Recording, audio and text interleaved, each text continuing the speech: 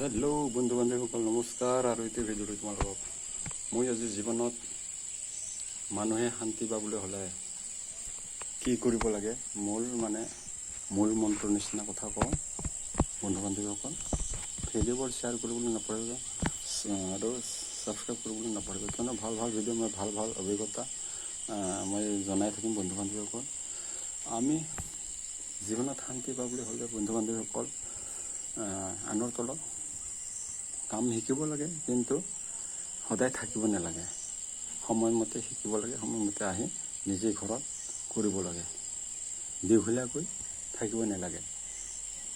জীৱনত যদি শান্তি ল'ব বিচৰা বন্ধু বান্ধৱীসকল সকলো কাম শিকিব লাগে। খন্তেকীয়াকৈ থাকি অলপ সময় থাকি মানুহৰ মাজত সেইবোৰ কাম শিকি ল'ব লাগে। তেতিয়াহে জীৱনত শান্তি কি বস্তু লাভ কৰিব পাৰি আৰু শান্তি পাব পাৰি। শান্তি আৰু পাব সেই মানুহজনেহে, কিয়নো অকলে কাম কৰা আৰু আনৰ লগত কাম কৰা বহুত পাৰ্থক্য থাকে।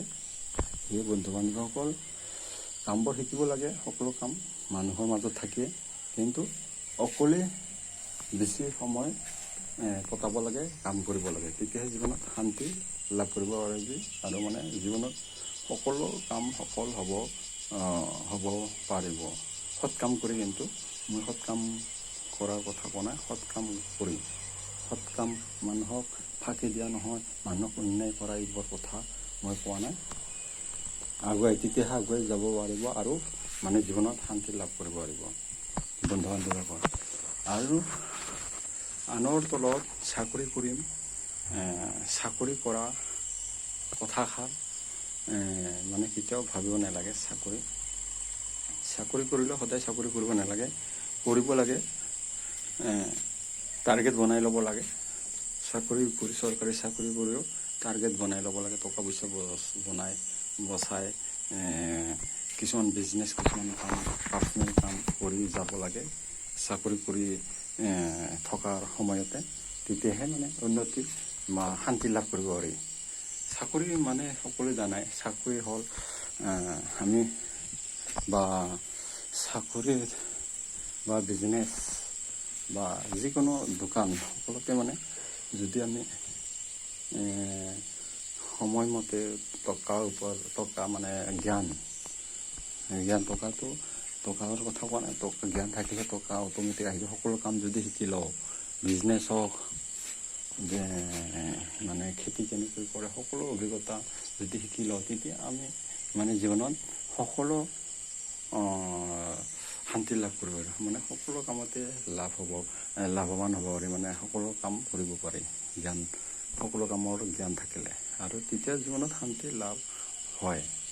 কোনো বহি থাকিব নালাগে, সময় পাৰ হৈ যাব শান্তিমতে, হিচাপমতে কামবোৰ কৰি গৈ থাকিলে জীৱনত শান্তি লাভ কৰিব পাৰিব বন্ধু বান্ধৱীসকল। কষ্ট কিন্তু কৰিবই লাগিব, কষ্ট নকৰিলে জীৱনত শান্তি কি বস্তু বুজি নাপাব আৰু বুজি পোৱা নাযায় শান্তি।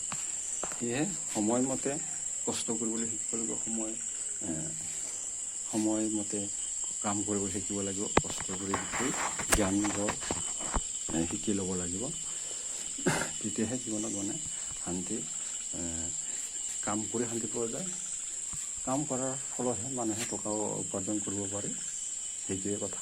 জ্ঞান থাকিব লাগে, জ্ঞান নহ'লে টকা উপাৰ্জন কৰিব নোৱাৰে। সেয়েহে সৎ জ্ঞান, সকলো কামৰ প্ৰতি জ্ঞান শিকি ল'ব লাগে। মানুহৰ মাজত গৈ বেছি সময় নহয়, অলপ সময় গৈ কামবোৰ শিকি ল'ব লাগে। কিন্তু সদায় মানুহৰ লগত সময় কাম কৰা সেইটো কেতিয়াও ভাবিব নালাগে, তেতিয়া শান্তি নাই। আমি এক্সাম্পল আছে তাতে বহুতে, ধৰি লওক ফুটবল খেল বা ক্ৰিকেট খেল, ভলীবল খেল, সেইবিলাক গ্ৰুপ খেল। তেতিয়া কিছুমান মানুহৰ নলেজ থাকে বহুত, কিন্তু তাৰ নলেজ থাকিলেও সেই মানুহজন হাৰিব লগা হয়।